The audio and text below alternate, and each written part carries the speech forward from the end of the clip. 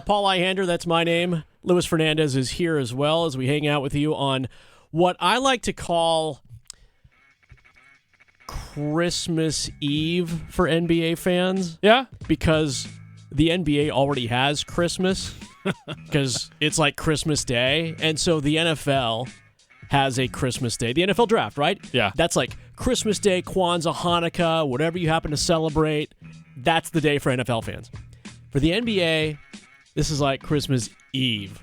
This is like the 8th night of the 8 holy nights of Hanukkah. Especially if you're a San Antonio Spurs fan. Then it's going to be top 5 Christmas of all time. Yeah. Having worked in the San Antonio market, having done Christmas Day games in San Antonio, having seen the crazy viral videos from the bar when they got the first pick, knowing that San Antonio has had that lucky first pick on a number of other occasions with a couple of other special big men, the Admiral and the Big Fundamental. Yes. Sorry, not everybody's in on that. The Admiral is David Robinson. The Big Fundamental would be Tim Duncan, both NBA Hall of Famers. How, the rate of success in term for the San Antonio Spurs, because I think they've gotten the number 1 pick. This is the 3rd time, correct? 3rd time. And I'm not going to say Victor Wembanyama is going to be a Hall of Famer, but I feel as if he's going to be pretty gosh darn good.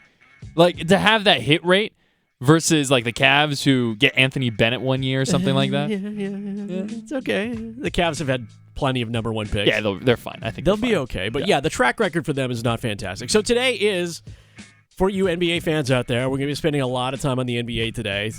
We'll have some other things going on as well, and some great kind of insight into some of the guys that could be drafted tonight.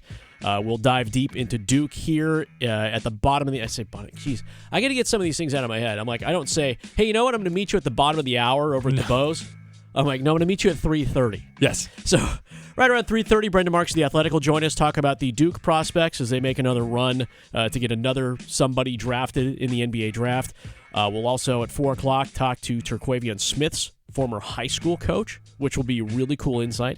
And ESPN's Corey Alexander also going to stop by with us today as well. So this is, again, Christmas Eve for NBA fans, but for the NBA draft tonight, we've all heard it. We can all finally stop the countdown at this point, even though there are 5 hours left until the ESPN draft. The draft is heard on ESPN Radio right here on 99.9 The Fan.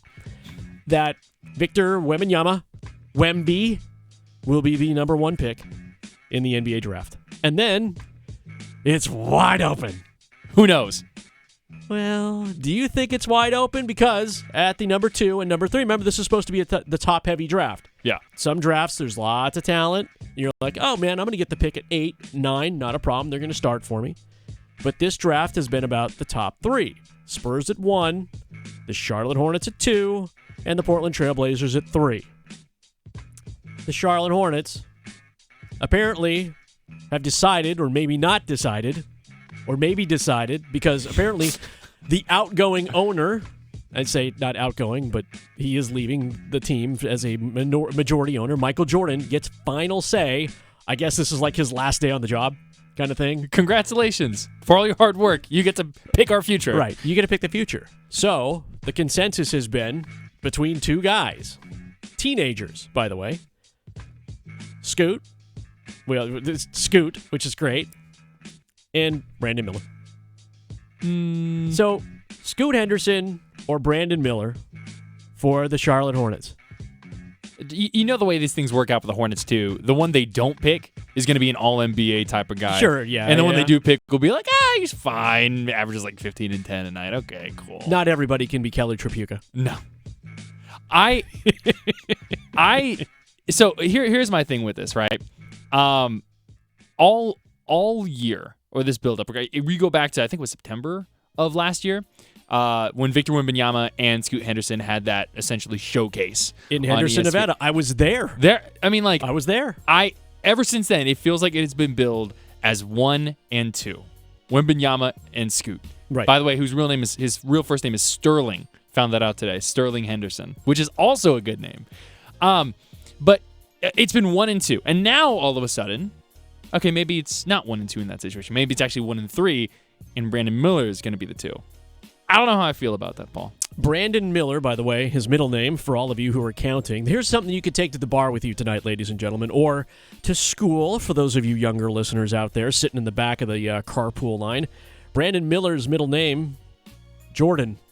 Oh, interesting. So, Michael Jordan could be selecting, and from all accounts, could be Brandon Miller. Now, Scoot Henderson could be a better fit. Again, this is what we start talking about. There is a game that could be had tonight while listening to it as you're heading home to go watch it or whatever it is, or if you're just going to listen to it tonight. You could have yourself a little, I don't want to say drinking game, but maybe a French fry game. Every time somebody says, good fit, eat a French fry. Or needs to work on outside shot. At that point, you will be inhaling about 3,000 calories tonight. Yes. All those classics. The one I always look for on draft night is when the player, because there's been a trade, but because it's reported and not real, the player has to wear the hat of the team they're going to be traded from. Those are always fun, like little bits of trivia. That's where you get like pictures of like Luka Doncic in like a right. in a Hawks hat, essentially. Still kicking themselves for that one. Yeah. Okay, so your butts on the line here is the general manager of the Charlotte Hornets. You're not Mitch Kupchak. You are Louis Fernandez. As Louis Fernandez, GM of the Charlotte Hornets, as Wemby comes off and the clock starts on your pick at number 2, whose agent are you calling?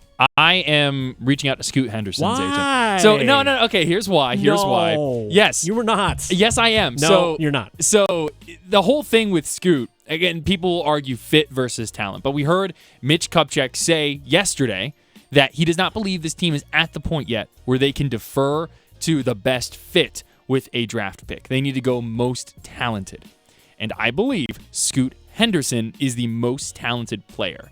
And on top of that, I think him and LaMelo, you strengthen up that backcourt with him and LaMelo, I think that's a really fun pairing. Plus, remember, LaMelo hasn't played a full season. So you need to have that depth at guard. I think it would be great for him. You see the improvement. People talk about outside shooting. But he went from a 21.6% outside shooter in 2021-2022, and last year he jumped all the way up to 32.4. What he is capable of doing, I think, is the stuff you can't teach, and he can fill in the rest of his game.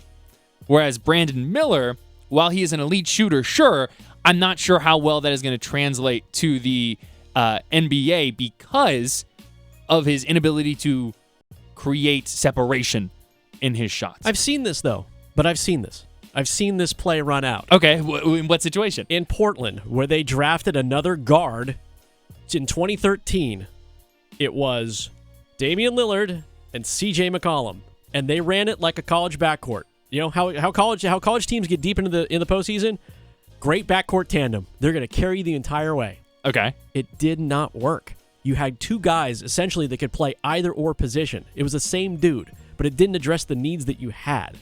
But that's where the Hornets come in, and you have to build the rest of the roster. You know what I'm saying? And with Scoot, I think Scoot has all NBA potential. The Eastern Conference is so bad right now. I don't know. Play for the playoff spot. I think you can. I think that's what you get with Scoot. I think Scoot gives you more of a. It's a little bit more of a risk, but I think there's a high reward there. Miller is so athletic. No. Yes. No, he is not. He is. He is long and he is lanky. He can run. He can shoot. He can block shots. He's got quick hops. Scoot Henderson, if he goes into the NBA, the second he gets on a roster, he is a top 5 athlete in the NBA already. I'm sorry. He is. That's the word. By the way, that's the worst rebuttal. By the way, for me, he's a combo of Derrick Rose and Russell Westbrook, with I think the ability to develop more of an outside job. Plus his pull-up game, his mid-range game is superb. I love what I see with Scoot. I think you got to go with Scoot. Yeah, well, you're chef's kissing on Scoot. I'm a Brandon Miller guy. I can tell. I dig. I don't know what gave that away. That's a 2. All right.